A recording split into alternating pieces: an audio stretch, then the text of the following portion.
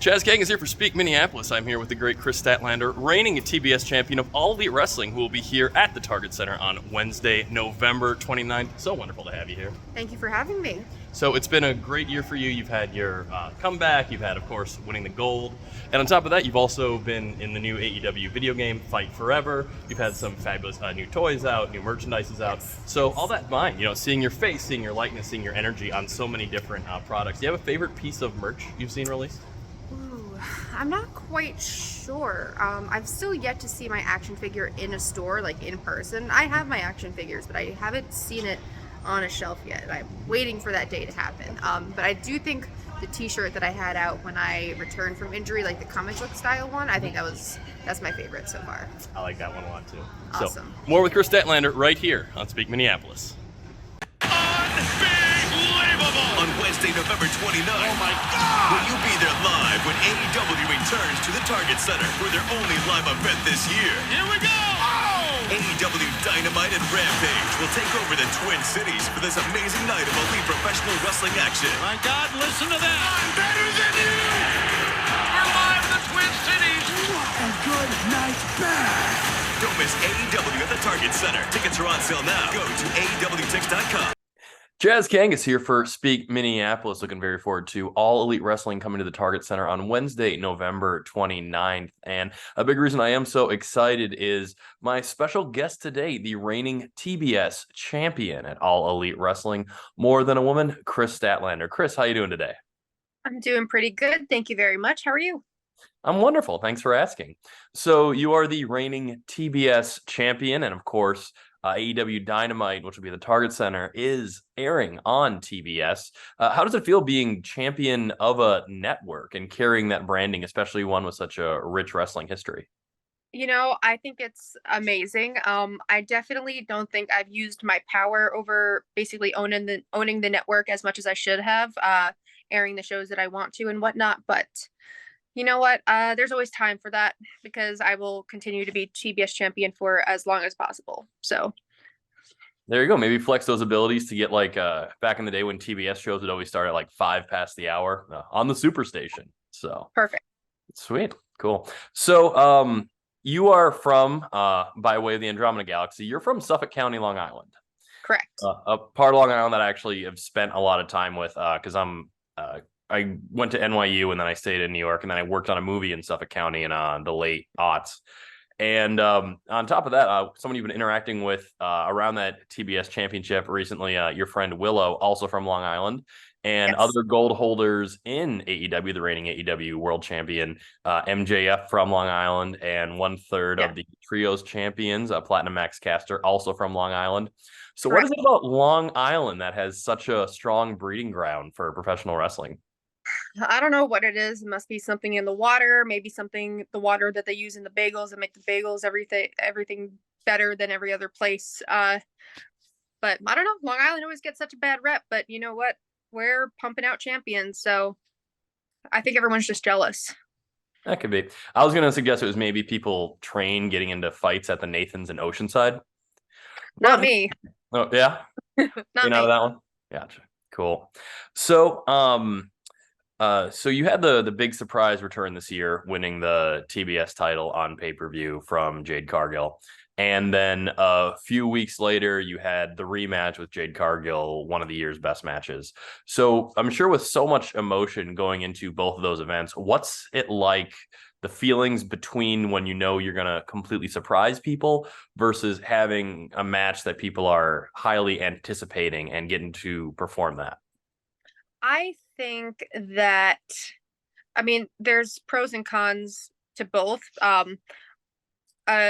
A pro to it just being a complete surprise that you're there is that there's no expectations, and that could be a con for a highly anticipated thing, is that there are such high expectations. But I like to try and think of all of my matches that I'm going to try and surprise somebody a little bit with what I'm able to do and my abilities, and I just kind of take each match as their own certain little entity and try not to compare one of them to another one. And then there's not really one that I prefer. I am always very excited to put out a great match though. And that's kind of my goal, no matter it's a surprise or highly anticipated, something people consider it a dream match, maybe. No matter what it is, I am always aiming to leave people wanting more of me than when they leave. I like that, especially how you refer to like each match itself as a separate entity, because I'm sure that allows you, mental health wise, to like live in the moment and fully appreciate it and acknowledge it for what it is, right? Yes, exactly. And it's a lot harder to do that when you're literally in the moment and in a big return match. I've compared like both of my my returns from both of my knee surgeries, and they're so different because the first one, it was during the pandemic and it was a taped return and it didn't get leaked somehow. And I got to sit and watch my return happen with the rest of the world. And it was such a weird but really cool experience because I knew what was going to happen. So it wasn't a surprise to me, but it was a surprise to everybody else. And to actually be able to witness that surprise was such an interesting, cool perspective. Whereas the second one, I was just like not numb to everything, but like I couldn't hear a thing. I was just worrying about making sure I don't look like a fool in front of everybody this time. But it was such like a invigorating thing to finally anticipate that return and then finally do it and be done and then be back. So you really can't compare like either one of them to another because they're just both really great, really amazing experiences. But yeah, it's such an interesting perspective to do it and then to also watch the world watch it with you. So yes, you mentioned that first return. That was the Anarchy in the Arcade match, if I recall correctly. Yeah. Right? Arcade Anarchy, yeah. Arcade Anarchy, thank you. And you being the galaxy's greatest alien and coming out of a claw machine, which is known in Japan as a UFO catcher, I thought that was a really nice, subtle nod to the Japanese audience. I didn't know that, actually. That was a surprise to me. Oh, nice.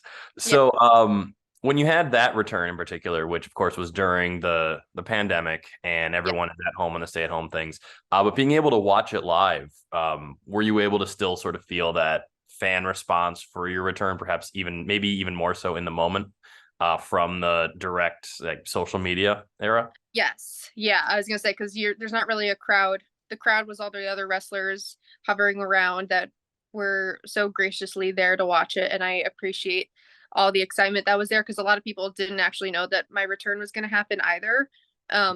So it was nice that I was still able to surprise people. But yeah, getting to sit back and watch the excitement for my return, pretty much predominantly through social media. It was just really cool, and just to be able to actually sit and watch it happen live, knowing that it was about to happen. It was a really, really cool feeling. Nice. What a unique, cool silver lining for that whole period too. Sweet. Yeah. So that same year you made your return, you had the match with Britt Baker at All Out 2021. And a few years back when I spoke with Britt Baker, I asked her if she had a match she was particularly proud of that she wishes she was more well known. And she instantly said that match. And really is, and and I know it's only been 2 years, but it holds up. It's really such a great match. Do you have any particular memories of that match? And along with that, do you have any matches that you're particularly proud of that you wish were more well known?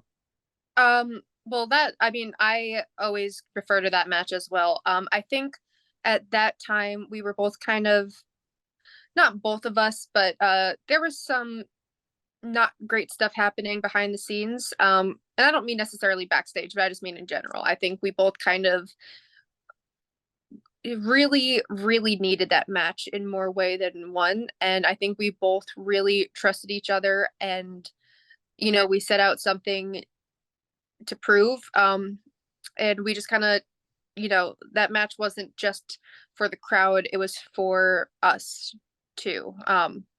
So it was really special on a lot of aspects of that. And let me see another match that I'm proud of. I'm always really, really proud of my first ever main event with AEW, which was my it was my second singles match against Ruby Soho in Las Vegas. It was a Rampage main event. And that one, I'm so proud of that match. It was It was my first, again, it was my first main event, and I love wrestling Ruby. I will wrestle her anytime. And it was the first time I really felt like the crowd really wanted to see me win. And then, it sucks that I had to blow out my other knee and then make them wait even longer. But it was the first time I really felt like they were on my side. Not that I didn't believe it before, but I really, really felt it that day. I think a lot of people felt it that day. So that's another one that I'm really proud of. Well, nice. Yeah, that really just palpable feeling and just yes. Yeah. Cool. So the very first time I heard of you, and this is years prior to AEW, was through the Marty and Sarah Love Wrestling podcast. Oh yeah. Yep. And then my first time seeing you live perform was here in Minnesota during the GalaxyCon event when you wrestled as Rogue from X-Men. Yes, I did. Yeah. What do you recall from that experience? That one, I've done that a few times. And that is so fun. Because you get to just not worry so much. Because you're not you get to be somebody else, and you get to be a well-known and loved character, and you get to just have fun with it without the expectations of putting on a 5-star match, because people just want to see their favorite characters have a cool little wrestling match. And it's just fun to kind of just, put yourself in someone else's shoes and just do your best to be them in a way. And I think it's just, I wish everyone in wrestling got a chance to do that and just have fun, even if it's just for like 1 or 2 matches. Just put on a superhero costume, be a superhero in a wrestling match, and just have fun, even if no one ever sees the match. Just, I just wish more people would have fun with wrestling and not take it so seriously sometimes. That's an intriguing way to put it, and I agree. And so I'm curious, what do you find is the secret to make sure that for you personally that wrestling's always remained fun? That you associate yourself with people that you think are fun. I'm very lucky to be with Orange Cassidy and the Best Friends, and to be engulfed by their humor nonstop. And I have a lot of really great friends as well, that keep my spirits up. And I think that helps out a lot, because wrestling, no matter how much we love wrestling doesn't always love us back. And that's the hardest part about it. And I think just like the bonds that you build, and working with people that want to work with you is also very helpful. But yeah, I think it's just when we all are, I feel so weird saying like for the greater good, but it's like when we're all in it as a team together, all wanting the best for not just the match or ourselves, but for the company and for the show that we're on. And when we all just want to put our best foot forward to make wrestling better as a whole, that's when it's fun. Wonderful. Yeah. Well, there's so many aspects towards, creating the matches, the television presentation, and then the full parts of the greater good. And we've definitely seen you evolve over the years, and most recently, including with you being More Than a Woman, Kris Statlander, and that title originally coming, or it's a nod to your pre-AEW entrance music, if I'm not mistaken. Yes. Yep. And now your current music is Cauterize, which is by Mikey Ruckus. And I'm curious, how much input did you have on with this? Because I think this is your second theme from him, right? Yes. I was pretty heavily involved with both of them, actually. Except for the fact that I don't know how to reference what I like and what I want. So I gave very like vague ideas, what I thought sounded cool. And he just took it and made magic with both of them. So it was very helpful. It's very helpful when you have someone who knows what they're doing, help you out when you don't really know how to describe what you want. Yeah, and he's fantastic. Like with so good. Yeah. Actually, I rap on Angelico's current theme. Really? So, yep. Yeah. And so getting to work with cool. Mikey was, thank you. And getting to work with Mikey is just, his demos sound like others already finished versions, and he just builds so much on those. Yeah. He's amazing. Yeah. Cool. So, finally, like on the subject of that, continued evolution. And, and we've seen this year, another big moment you had was the squatting Renee interview you had. Yeah. Kris Statlander, our TBS champion, tomorrow night on Collision, you've got a match against Mercedes Martinez. How do you feel about an opponent of that caliber? Renee, you know what pickles my egg? Is that people like Mercedes Martinez get title shots when last week on Collision, she attacked me with my own belt. I'm not gonna take that lying down. I'm out here training every single day, 24/7. I'm doing it right now. So Mercedes, you better brush your teeth. You better put your PJs on. You better clean out the gutter, wash the car, and you better recaulk the tub, because tomorrow night on Collision, Mama's coming home. And so with the continued reinvention and with wrestling being the medium that it is, you're on TV 52 weeks a year. And, part of the fun is for viewers like myself getting to watch for so many years, something fresh each week, and being on these journeys, living with these performers that we enjoy. So I know you mentioned like the personal side of it for how to keep it fun, but now I'm curious in terms of like connecting with crowds and, and how do you maintain just that freshness and coming up with those new ideas for that continuous of a cycle? It's really helpful to have other people that have good ideas to bounce ideas off of. No matter what I do, I always will be like, hey, does this sound stupid if I do this? Or I'm like, is this only funny to me, or is this going to be funny to other people? Like, it's one of those things where I no matter what, I always will check around and be like, does this sound like a good idea first? Because, if I sometimes our ideas are just silly and not the best. So it's good to get a stamp of approval from your peers that you trust. And also they might come up with ways to make it better. And again, that's just people that you surround yourself with and whatnot. And we are very fortunate to have a lot of really good people, a lot of really good coaches, a lot of really good hands on deck at AEW. Yeah. And like you mentioned, all for that greater good effort together. Yes.